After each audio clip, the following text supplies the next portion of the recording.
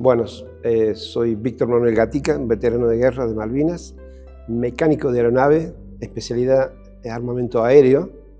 Me especialicé aquí con aviones de la Quinta Brigada Aérea, de los A4B, y en la época de Malvinas me tocó participar con los aviones Pucará, aviones nuestros, fabricados en Córdoba, que tuve la suerte de poder estar días antes de comenzar la guerra en la Tercera Brigada Aérea, asiento de los aviones Pucará, y ser partícipe de todo ese grupo que llegó a Malvinas. Soy de aquí, de Villa Mercedes. Soy el más chico de 8 hermanos. Sinceramente, a pesar de que mi primer hermano ya era militar, yo no ingresé por vocación a la fuerza, sino por necesidad. Para terminar un secundario tenía que tener un uniforme que mi madre en esa época, al estar separado de mi papá, no lo podía hacer. Por lo tanto, la que me brindaba todo era la Quinta Brigada Aérea, y fue por eso que ingresé. Se comienza a querer lo que es todo lo que es la Fuerza Aérea y todo el manejo de aviones, ¿no? Se comienza a querer todo el grupo, se forma un grupo, un equipo, que eso te hace participar en lugares o una preparación, podemos decir, que nunca pensamos que esa preparación se haga para una guerra. Eso se desconoce, pero bueno, ya éramos profesionales en el año 82 y tuve la suerte de estar. Soy uno de los afortunados de poder haber estado en ese en forma voluntaria, porque yo llegué a Reconquista días antes de que se tomara Malvinas, y era un desconocido allá. Prácticamente dentro de los listados que se armaban para ir en el primer grupo con los aviones Pucará, yo no figuraba, pero insistí tanto que, y por mi especialidad tuve la suerte de poder ingresar en el primer grupo a Malvinas. Yo terminé la primaria y mi deseo era entrar en la escuela industrial. Me gustaba mucho carpintería y a mi mamá siempre le contaba yo de que quería ser carpintero. Y ella, pobrecita, analfabeta, no, en una oportunidad, porque antes los papás no tenían mucha comunicación con los hijos, eran más de gestos que de palabras. Entonces ella me comentó de que su trabajo no me ayudaba como para comprarme el uniforme que necesitaba para ir a esa escuela. Bueno, con llantos, lágrimas en los ojos, me comentó y yo entendí. Por eso es que cuando me anoto en la Quinta Brigada Aérea, que era una de las escuelas donde te brindaban todo, desde uniforme hasta todo lo que usabas en el estudio, bueno, no quedaba otra. Y aparte siempre pensando de que a futuro ibas a tener un trabajo. Desconocía, un trabajo por completo, que después fui queriéndolo con el tiempo, porque es lindo trabajar con los aviones. Uno de chico sueña aparte aquí teniendo el emblema de nuestra ciudad, que es la Quinta Brigada Aérea, ya nos criamos escuchando el ruido de los aviones, entonces, y a veces tenía la oportunidad de ir a verlos, me gustaba. Pero nunca pensé de ingresar o ser parte de la Fuerza Aérea. Sí, en el año 75 comienzo a estudiar, siempre así con ese deseo de superación, ¿no? Quiero dejar de ser lo que hoy vivo para mejorar mi estilo de vida, el mío y de mi familia. Ese fue siempre mi espíritu, mi pensamiento.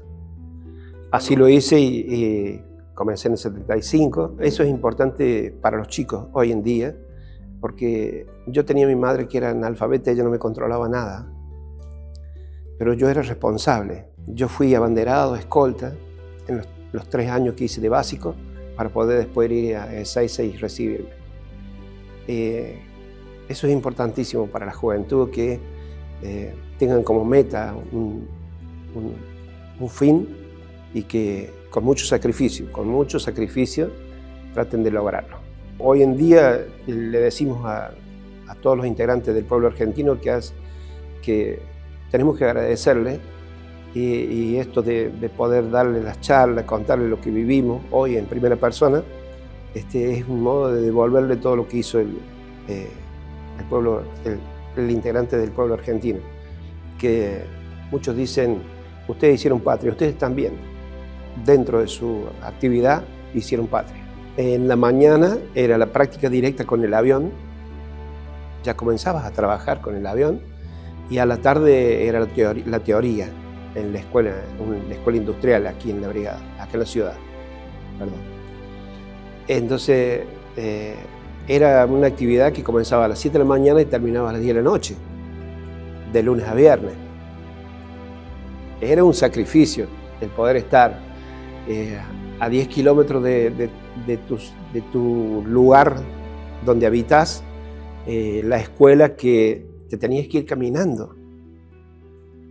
En esa época no había la movilidad que tenemos hoy, o a veces en bicicleta, ¿sí? Era mucho el sacrificio que realizábamos, pero lo hacíamos con ese fin, ¿no? De poder cambiar esa forma de vida que teníamos. Todo el estudio, por supuesto, las materias se cumplen como el secundario normal. Yo nunca rendí una materia, no sabía. Me recuerdo que un profesor me decía, tenés que llevarte una materia para saber lo que es rendir. Y yo le decía, no. A mí me gusta pasar las vacaciones tranquilas. Y así lo hacía. Y después de esos 3 años aquí, te dan la posibilidad de ir a Ezeiza ya para más puntualmente es la parte física, es lo que se toca allá, ¿sí? Porque ya vas formado y volvés al mismo lugar de donde saliste. Se hace la parte física allá en Ezeiza un periodo y ya salís con un grado dentro de la Fuerza Aérea. Se trabajaba mucho con los aviones, estamos hablando de una época complicada. Tuvimos que trabajar muchas veces en Tucumán por el tema de la guerrilla, en el 78, fines del 78, cuando llegamos nosotros acá, directamente, cuando llegas se acostumbra de que cuando llegas a la brigada, recibido, te dan las vacaciones y después comenzás con la actividad. Cuando lamentablemente con mi promoción no le pasó lo mismo, llegamos acá y directamente pasamos a trabajar porque estaba la época del Bigli, con el problema con Chile. Entonces ya comenzamos ya con la actividad, ya algo inusual, ¿no? Y conocer la parte de Río Gallegos, Comodoro Rivadavia, todo a través de las comisiones que haces con los aviones, el traslado del avión a donde vas siempre el mecánico. Te sentís realizado porque ya tan joven comenzás a tener tu dinero, ser independiente, y después el equipo que se forma entre mis compañeros de promoción es importantísimo porque seguís conviviendo, todo lo que viviste allá lo seguís conviviendo allá ya con los aviones. Y acá ya tenés la parte de contacto directo con el piloto, ¿no? A pesar de ser un avión monoplaza, que va una sola persona, que vuela una sola persona, no pasa lo mismo con el Pucará, pero el contacto ya, el solo hecho de arreglarle vos, es como el mecánico de auto, ¿no? Arreglarle lo que él va a usar es importante y hay una relación muy buena entre ambos, ¿no? Se toman referencia, a veces en esa época se tomaba como referencia el mayor por la actividad que tenía, o a veces tomas como referencia también un profesor por su actividad. Sí, siempre tomando los buenos ejemplos para seguir adelante. Muchos traslados a distintos lugares, pero bueno, trabajando nada más que y directamente con el avión A4B. Cuando está por despegar un avión, por lo general siempre está el piloto en el avión y hay 8 o 9 mecánicos que tienen cada uno su especialidad. Está el de hidráulica, que le dice que ya está todo bien, que puede mover los alerones, flap, todo. Que está el de electricidad, que le dice que funciona todo, el de electrónica, y está el de armamento aéreo, que en el caso cuando hay necesidad o quieren hacer ejercicio con armamento, hablemos de bombas, cañones, cohetes, en esa época no teníamos un misil, ¿está bien? Entonces todo eso lo hacíamos nosotros, la parte de armamento, que por lo general es el último en ingresar a trabajar. ¿Por qué pasa eso? Porque todo se comprueba, pero el armamento no se puede comprobar, ¿sí? Una vez que ingresa el mecánico a trabajar con el avión, el piloto tiene que sacar las manos de la cabina. ¿Por qué? Porque si yo armé bombas, cohetes, cañones, él puede tocarme un botón y dispararme algo, ¿sí? Y por lo general siempre se hacen en lugares los más difíciles. ¿Por qué? Porque cuando está por despegar, ahí va el mecánico de armamento a armar, en la cabecera de pista. En cambio, todos los demás lo hacen acá en la plataforma. Difícil en esa época porque había sectores que, como hoy tenemos agua, y era difícil llegar a esos lugares. No era todo asfalto, había lugares de calles de tierra que con los camiones no podíamos llegar. Entonces se suspendía todo eso.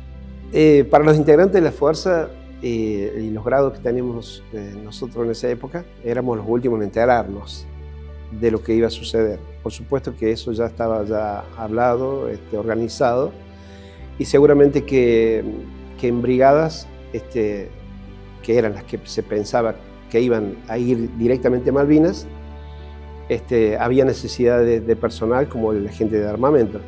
Entonces en el año 82, estando aquí, me trasladan a Reconquista, provincia de Santa Fe, donde estaban los aviones Pucará, y bueno, llegar allá, desconocía el lugar, desconocía todo el personal que había, ya dejé de estar con mis compañeros, dejé de estar con mi familia, alejarse, uno te imaginará, yo el más chiquito, para mi mamá ya era el desprenderse de la familia era doloroso. Bueno, ya estando allá, no se hablaba no se sabía nada. Días antes, 15 días antes aproximadamente, ya hubo un acuartelamiento. El personal tenía que estar dentro de la brigada, ni siquiera podías hacer una comunicación, que en esa época comunicarse era muy difícil. Todo lo hacíamos a través de cartas que si la enviabas de Reconquista tardaba 30 días para llegar acá a Mercedes. Entonces hubo cartas que yo envié desde Reconquista, que mi mamá se juntó o estuvo la oportunidad de leerla cuando ya estaba ya en Malvinas. Pero bueno, era así en esa época las comunicaciones, ¿no? Hoy en día tenemos el WhatsApp, que en el segundo o hacemos una transmisión en vivo. Ese tiempo de acuartelamiento se comenzó a hablar de lo que iba, de la posibilidad que existía. Para nosotros pensar en eso era un imposible, porque estamos hablando de una potencia, que en ese momento era la tercera potencia naval del mundo. Sabiendo también nosotros de que era una potencia que estaba respaldada por Estados Unidos, y bueno, trabajar pensando de que a quien te enfrentas son profesionales. Nosotros venimos de un país pacifista, a pesar de nuestras prácticas, de nuestro ejercicio, no para llegar a un conflicto, ¿no? Estamos hablando de que nos íbamos a enfrentar a una tecnología mucho más avanzada. Bueno, todo ese tiempo que estuvimos acuartelados, surgían las listas de todo el personal que se iba a mover, la cantidad de aviones que se iban a mover. Yo no figuraba nunca en ninguna lista, y siempre había uno de nuestros jefes de la parte técnica que yo lo molestaba y le decía que quería ser parte del movimiento, si lo hubiera, si había esa posibilidad, si existía esa posibilidad, yo quería ser parte. Y bueno, insistí tanto que me anotó, y bueno, fui parte de la cosa. Una semana antes más o menos ya se empezaron a armar 4 aviones que eran los que iban a ingresar para la recuperación. El primero se hablaba de la recuperación, era el 1 de abril. pero por meteorología se pasó para el 2 de abril, que es cuando se toma, se recupera. Y ahí ingresan 4 Pucará, y el Pucará, como es biplaza, por lo general va el piloto adelante y el mecánico atrás, mecánico de armamento. Entonces ahí ingresan 4 pilotos y 4 mecánicos ese día. Y bueno, para todos los argentinos fue una alegría enorme el poder haber, después de 150 años, haber recuperado Malvinas. Para nosotros, los que nos formaron de chiquito ese amor a la patria, de ese sentimiento que sentíamos a esas islas, ¿no? Porque es parte de nuestro continente, a pesar de que estaba a 800 kilómetros del continente, pero es parte de nuestra superficie terrestre. Así que siempre nos formaron, ya sean los docentes y nuestros mayores también, de ese amor que sentíamos por nuestra isla. Y bueno, primero se hablaba de que no iba a haber un disparo, a pesar de que sucedió y que hubo un muerto nuestro, que se sabía la cantidad de gente que estaba en Malvinas y que no iba a ser necesario siquiera un disparo. Y bueno, pensando de que después de eso iba a haber un diálogo entre ambos países, se pensó de que fue la intención de hacer eso para, a través de eso, hacer un diálogo. No, ellos no pensaron así. E inclusive ellos, el 15 de marzo, cuando nosotros todavía dormíamos, descansábamos, ellos el 15 de marzo ya salían de Gran Bretaña sabiendo de lo que iba a suceder. Entonces, cuando nosotros recuperamos, ellos ya estaban cerca. Y estamos hablando de 13.000 kilómetros que habían viajado. Eso es los servicios de inteligencia que cada país tiene y que van sabiendo con tiempo de la posibilidad que existe, ¿sí? Y ellos sabían ya con tiempo de que iba a suceder eso y por eso se prepararon y por eso salieron con tiempo de allá. Ojalá que no suceda, empezás a sentir un poco de miedo, ¿no? Porque el estar así lejos, ¿dónde voy a ir? Un lugar desconocido, con gente que no habla otro idioma, bueno, todas esas cosas que se te pasan por la cabeza. Y bueno, y después ver de que no va a ser así, no va a ser todo tan pacífico. Y bueno, ¿quién está preparado para tal cosa? Nadie. Yo siempre pongo como ejemplo también lo que nos sucedió y que fue como otra guerra más, la pandemia. Los médicos están acostumbrados a trabajar con 7 pacientes por día, no con 500. ¿Sí?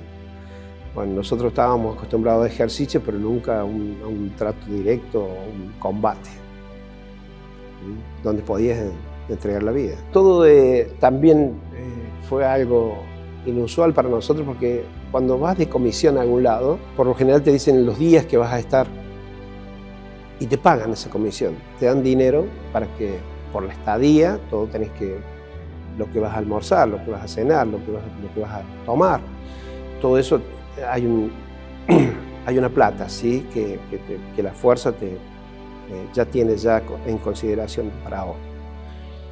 Y a nosotros nos pagaron un día de viático para ir a Río Gallego. Salimos de Reconquista, cobramos, antes de salir, cobramos un día de viático porque íbamos a Río Gallego y ahí íbamos a estar en stand-by, esperando si íbamos a Malvinas o no. El 9 de abril salimos a las 9 de la noche de Reconquista, en un Hércules, en un avión inmenso, iba toda la carga de los aviones, y a nosotros nos había quedado el lugar nada más que entre el techo y la carga. O sea que teníamos que ir acostados sobre la carga, y estamos hablando de carga de armamento, ¿no? Así, en el avión, 9 horas de vuelo, y de repente aterriza en un lugar que desconocíamos todos. Y no era Río Gallego, yo ya había conocido Río Gallego con estos aviones. Y la sorpresa de todo, ¿y dónde estamos? Aterriza el avión y hace una inversión y lo frena. O sea que la pista era muy corta. Y no había bochones que son un recipiente con gasoil y una mecha que esa era la indicación donde tenía que aterrizar, siendo que Río Gallego tiene todo electrónico, tiene luces eléctricas. Aterriza e ingresa a la izquierda, así 50 metros, y comienza a bajar la compuerta de atrás. Y nosotros con la ropita que llevábamos desde Reconquista, allá del litoral, todo en oscuro, que comenzó a entrar frío, estábamos en Malvinas. Y él nos indica, el piloto, a través de audio, de que nos abrigáramos porque estábamos en Malvinas. ¿Te imaginas? Para nosotros una sorpresa enorme. En ese momento hacía 15 grados bajo cero. Y la ropa no era la adecuada para estar para 15 grados bajo cero. Y por lo general, los aeropuertos están alejados de la ciudad. El aeropuerto de Puerto Argentino está a 15 kilómetros de la ciudad. Y veíamos una casa baja, que por lo general uno dice, esta es la torre de control. ¿Qué imaginamos de una torre de control? Algo elevado. No, esa era la torre de control, pero era una pieza. Entonces, ¿y a dónde vamos? Y hay que descargar primero, muchachos. Hay que descargar y después se van a ir acomodando.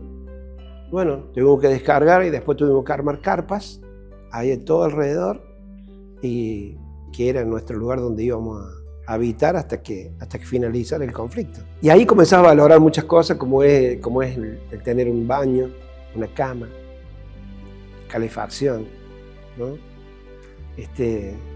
Ahí se comienza a valorar esas cosas.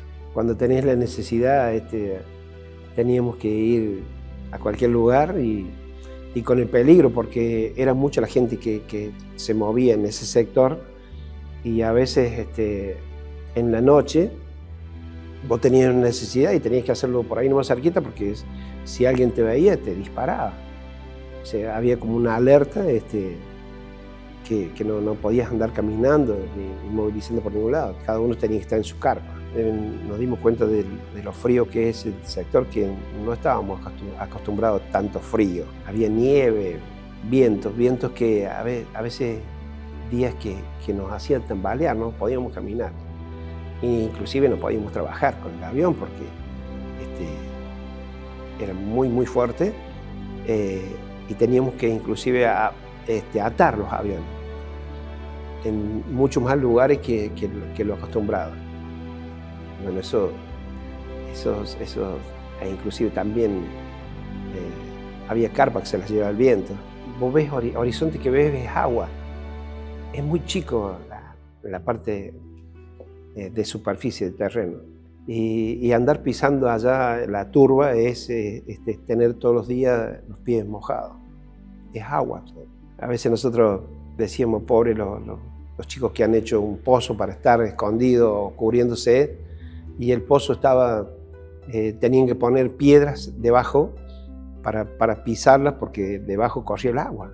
Era engorroso todo, ¿no? Y bueno, ese tiempo que estábamos ahí nos hicimos más unidos, ¿no? El equipo que había, porque a veces el estar juntos era transmitirse calor, aparte de todos los sentimientos que nos transmitíamos, ¿no? Porque todos extrañábamos, todos queríamos volver, y todos pensábamos de que si había un conflicto, ¿qué nos iba a pasar?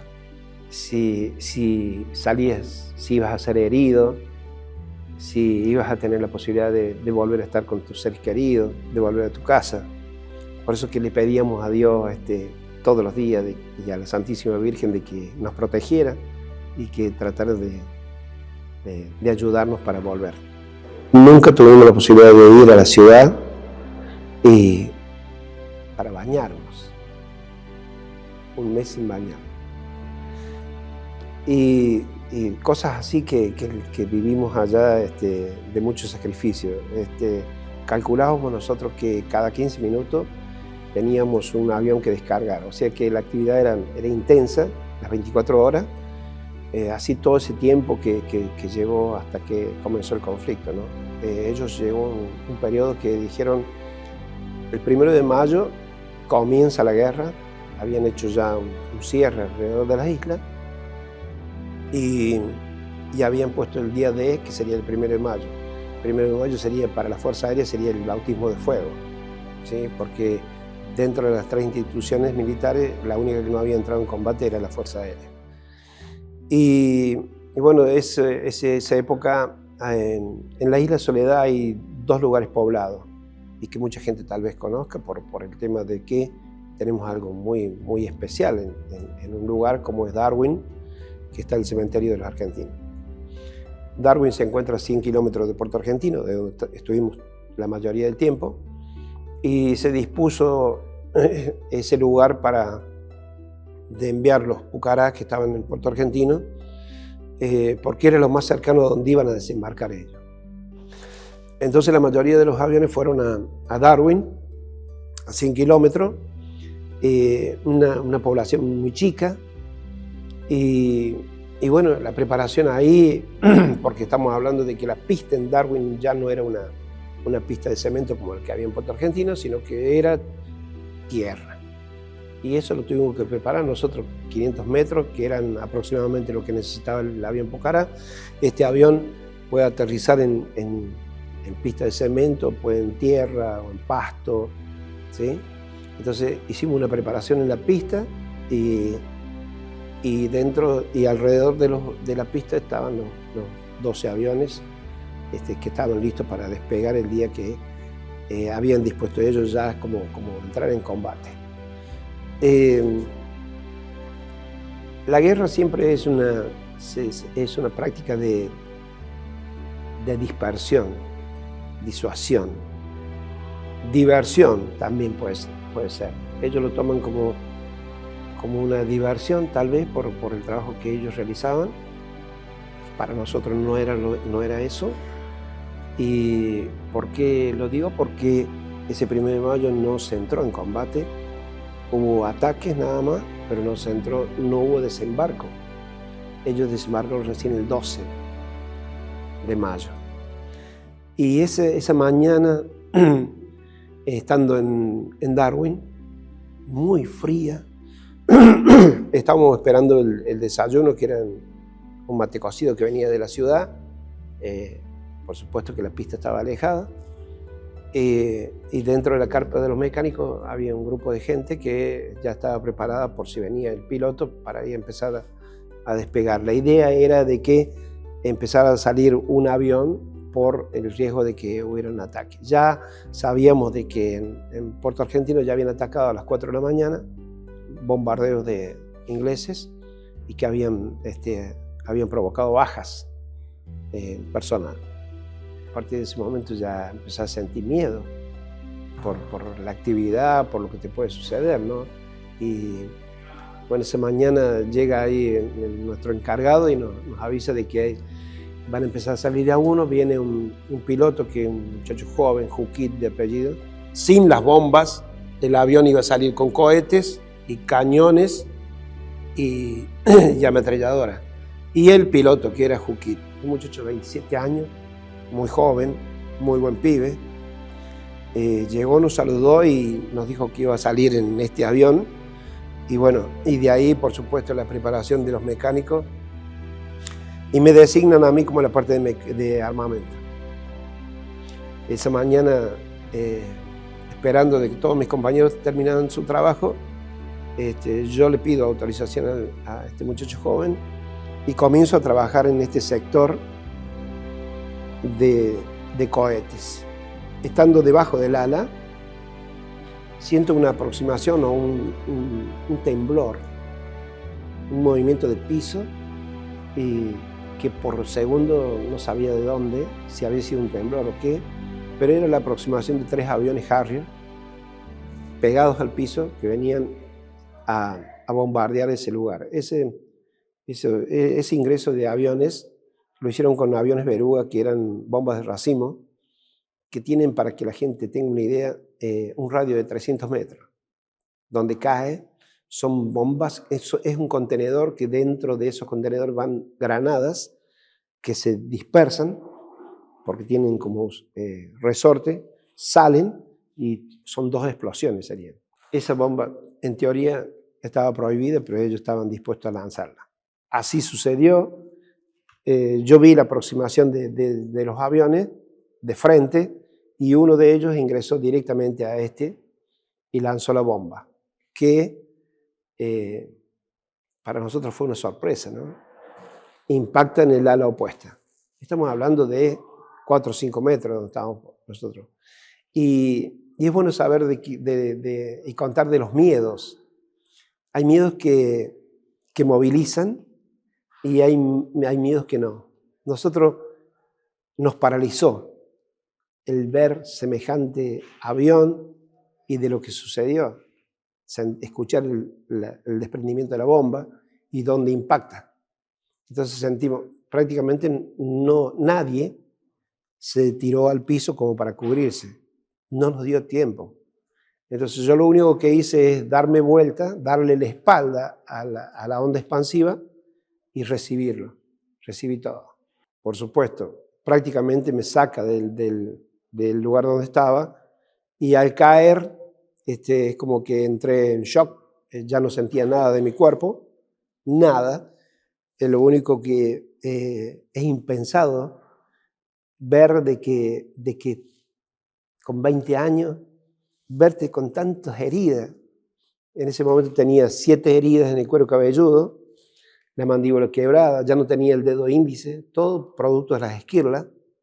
En la muñeca ya quedé con un solo hueso, heridas prácticamente, yo en esta mano no tengo sensibilidad, todos los tendones se cortaron en la muñeca, y bueno, y tengo múltiples heridas y esquirlas, que debo tener más de 40 esquirlas en el cuerpo hoy en día, que no se mueven, no las van a sacar, no se infectan, y bueno, ya hace 43 años que están conmigo, así que ¿por qué molestarlas ahora? El ver que todo el avión, todo se disparaban, los cohetes se disparaban, todo era fuego debajo del avión, se escuchaban gritos de compañeros pidiendo auxilio.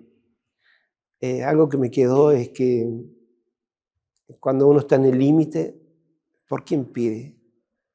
Por la mamá. Y escuchar eso y pedirle a tu cabeza que reaccione, que quiero salir de ese lugar, porque yo pensaba de que este avión iba a explotar y todo, nada iba a quedar, entonces yo tenía que salir de ahí si quería salir con vida y volver a casa. Entonces yo creo que Dios estuvo ahí al lado mío y me dio otra oportunidad, la de poder reaccionar, acomodar un poco mi cuerpo, salir caminando de ese lugar y llegar casi llegando a la carpa de los mecánicos, este avión explotó, no quedó nada prácticamente. Y todos los que estaban ahí fallecieron. Éramos 9 los integrantes que estábamos en ese lugar, 7 mecánicos fallecieron, el piloto, y fui el único sobreviviente porque salí de ese lugar. Es muy fuerte, sí. Ha sido muy fuerte también el transcurso y el tiempo que estuve en el hospital. Te imaginarás que yo ahí, aparte de perder parte de mi cuerpo, perdí mi juventud también. Porque ya dejé de ser el pibe de 20 años y que tenía esos pensamientos de seguir con mi deporte, ya no podía hacer más nada. Ese tiempo que estuve en el hospital estuve mal porque la onda expansiva al pegar machucó desde el talón hasta la cabeza y eso provocaba de que no podía respirar. El golpe fue muy fuerte en los pulmones y eso no me permitía respirar bien. Fue duro, fue a veces pensar de que morirse era lo más aliviado a tanto sufrimiento. Estar en una zona que nadie deseaba, porque estar en un hospital que ni siquiera tenés una cama, también es mucho más doloroso. Ver que la asistencia era muy provisoria. Y bueno, yo creo que los 8 días que estuve ahí herido, la pasé mal, muy mal. He estado dormido y me trasladan herido con un grupo de heridos el 9 de mayo al continente. Y me costó muchísimo, prácticamente estuve 3 meses en Buenos Aires, en el hospital, todo por todas las heridas que tenía. Y y un año más o menos de recuperación. Sí, fue mucho el tiempo, a pesar de la edad que tenía, ¿no? En esa época. Yo creo que todo eso, a veces trasladarlo para que imagines, es difícil para ustedes. A veces para mí es difícil moverme por los dolores y lo hago, gracias a Dios. Pienso, y no pienso en lo que pasó a veces, ni en el futuro, sino hoy soy feliz por el presente, por vivir este momento. El estar con ustedes, poder contarles lo que viví con tan poca edad y el deseo de superación también que tuve. Yo quería terminar con mi carrera militar y a pesar de que fui separado de la parte directa con el avión, pero bueno, seguí con la parte administrativa y no llegué a un grado de suboficial mayor, sino llegué al grado anterior, que sería suboficial principal. La fuerza en ese sentido no fue justa conmigo, porque me aplicó un reglamento que para muchos era beneficioso. Y lo digo para que entienda la gente. Un accidente en una plataforma militar o en un trabajo común, normal, y que pudiera tener un accidente un pibe joven, la fuerza, ese reglamento estaba muy bien porque lo cubría hasta un grado donde se podía ir económicamente bien, ¿sí? Ese reglamento me lo aplicaron a mí, siendo de que yo estuve en otra situación, lo mío fue bélico, ¿sí? Entonces, para un pibe que le sucede que los ascensos no sean normales, está bien, porque vas a llegar a un lugar donde económicamente vas a terminar bien. A mí me perjudicaron, porque no me dejaban ascender normal con mi promoción, siendo de que yo fui a defender a la patria.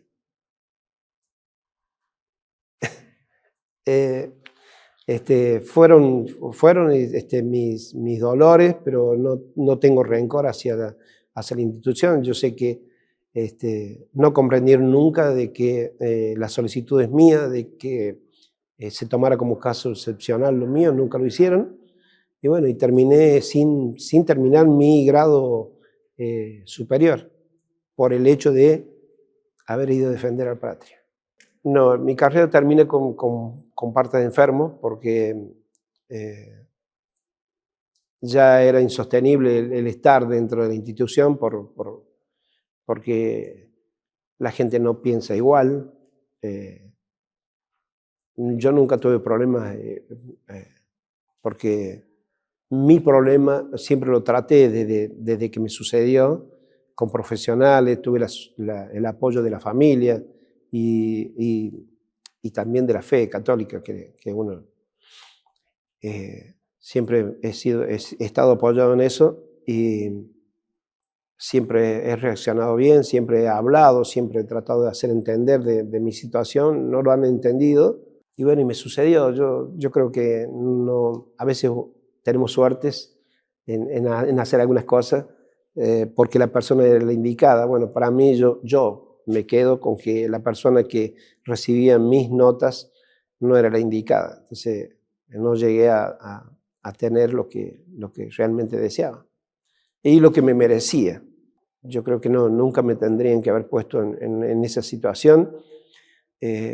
Fue vergonzoso también el saber que, porque así como me ven hoy, con un 40% de incapacidad, lo tuve desde el momento que llegué al continente. El 40% de incapacidad lo tuve. Es mucho lo que para un ser humano el 40% de incapacidad. Y mucho más todavía es saber que te colocan como disminuido definitivo en un momento y dejas de hacer toda la actividad, guardia, turno, todo con la actividad con el avión y de un año para otro te colocan apto. Es increíble, yo no podía creer, yo decía, me van a devolver los años, pero los médicos nunca van a cambiar la actitud. Sin embargo, fue todo al revés. Los médicos me cambiaron la actitud y nunca me devolvieron los años. Sucede y sucedió en la fuerza, me sucedió a mí.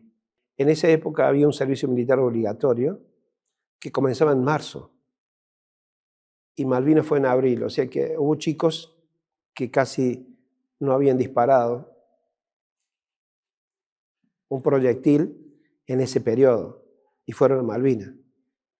Y después de Malvinas no tuvieron la contención. Eso es lo que ha pasado, lamentablemente, como sociedad lo digo. Nos ha pasado de que casi la mayoría, la cantidad de muertos por suicidio ha sido por ese motivo, el no tener la contención familiar, profesional, porque era necesario tenerla. La guerra te provoca un trauma y que terminas, si no hay un encasillamiento o una prevención, una ayuda, no lo podés soportar. No podés soportar lo que viste. Yo tuve la oportunidad de hablar con los pilotos que nos trasladan de Darwin a Puerto Argentino heridos, y hay un hombre, a pesar de su experiencia, porque ya era un hombre grande, quedó traumáticamente mal. Y habían pasado, en el 2010 tuve la oportunidad de estar con él, habían pasado casi 30 años de lo que sucedió. Ese estrés postraumático no te lo sacás de un día para otro. Y si no lo tratás, menos todavía. Entonces te provoca ese tipo de cosas, la de pensar de que no servís para nada, no serviste para la sociedad. Recuerden que hubo mucho tiempo lo que nosotros sufrimos después de Malvinas, éramos los locos de la guerra. Yo tuve 17 años sin hablar. 17 años es muchísimo. Y hoy en día yo lo vivo, a pesar de que ya han pasado 43 años, compañeros que a veces invito para dar charlas, y lo veo que lo viven con una intensidad de ayer. Se les hace un nudo en la garganta, empiezan a llorar y no hablan. Y dice, pero ¿cómo puede ser? Han pasado 43 años. Ese pibe no tuvo la contención, no tuvo esa ayuda. Por eso no pueden hacerlo. Es bueno, yo hace 4 años formé una fundación que es cultural, es social. Hoy ayudo a los que más necesitan a través de donaciones. Es un esfuerzo enorme lo que realizo yo con mis voluntarios, pero es un modo, es de algún modo de devolver a la sociedad lo que ellos hicieron por nosotros y tratar de ayudar a aquellos que necesitan esa contención. Compañeros que necesitan desahogarse todavía. Muchos, los que tuvimos la oportunidad de volver a la isla en 2014, iban a cerrar un círculo. Yo no lo hice porque yo ya estaba preparado. Yo ya fue mucho el tiempo que estuve con profesionales. Yo fui más a disfrutar allá. Y sin embargo hubo compañeros que fueron a cerrar un círculo que no lo cerraron. Porque siguen sufriendo exactamente igual. Han pasado ya más de 10 años. Y siguen igual.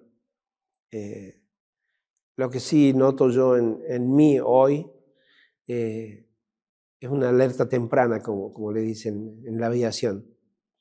Yo salgo y voy preparado a una colisión, a un accidente. Yo voy en el colectivo, algo para vos. Yo voy en el colectivo, yo pido siempre banquina porque yo ya voy preparado y no duermo. Si tengo que ir a Buenos Aires, como he ido varias veces, voy preparado a que que el colectivo va a chocar y tengo que salir. Es bueno contar la historia, uno, y contar la verdad de lo que sucedió, de la gente que estaba en el poder en ese momento, y siempre agradecer al pueblo argentino de lo que sirvió, de lo que nos ayudó. Y también hacer saber bien la actividad que tuvo la Fuerza Aérea en este conflicto. La Quinta Brigada Aérea tuvo una actuación que hoy en día ellos están diciendo de que a pesar de haberse enfrentado a aviones de la época de Vietnam, cumplieron una misión muy importante. Yo creo que los 40 años de Malvinas fue el comienzo de una visibilización, el poder ir a distintos lugares, que nos dio ya sea la parte educativa, porque nosotros somos los que ponemos la semillita, pero el fruto lo saca, lo tiene el docente, ¿sí? de ese lugar. Y desde ahí yo creo que hubo esta posibilidad de poder contarle a la gente y transmitir ese sentimiento, lo que hemos sentido nosotros. Contar mucho, a veces lo hacemos, en este caso no hemos hablado mucho, pero a los chicos siempre le contamos de valores, de lo que hemos vivido nosotros, que han sido elementos importantísimos allá, la solidaridad, el equipo. También decir a los chicos que ellos comienzan con un grupo, pero sale un equipo. Eso es lo que nos pasa a nosotros. Allá no había distinción, allá no usábamos rango, allá éramos todos soldados, todos soldados. ¿Sí? Y estábamos así como juntitos para darnos calor, para apoyarnos, para ayudarnos. Eso es lo que también es bueno transmitirlo. Hoy la posibilidad la tiene el pueblo de escuchar en primera persona. ¿Quién no hubiese querido escuchar un granadero de San Martín, lo que vivió con San Martín? Hoy esta ha sido una guerra contemporánea que tiene la posibilidad de escucharlos de nuestros veteranos que están todavía vivos. ¿Cuánto tiempo nos queda? Dios sabrá. Yo quisiera que la gente entendiera de que nosotros como veteranos de guerra tratamos hoy de transmitir la paz, pero una paz que está fundamentada en el diálogo y que tenemos que entender de que hay personas que piensan distinto a uno, ¿sí? Y tenemos que aceptarlo. Este sentimiento de Malvinas nos tiene que unir y es muy fuerte. Hoy percibimos de que hay dos sentimientos muy fuertes en Argentina. Uno es el deporte y otro es Malvinas. Entonces tenemos que aprovechar, en este caso nosotros, los veteranos de guerra, de transmitir todo eso, lo que vivimos.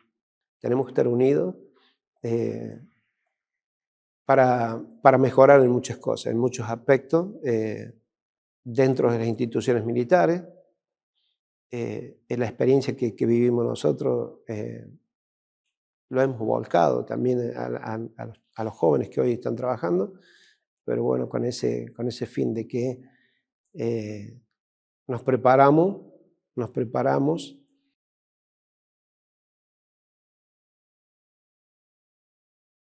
por amor a la patria. Así nos formaron. Juramos defender la patria hasta perder la vida. Cuando estaba en el hospital, vi llegar a mi mamá.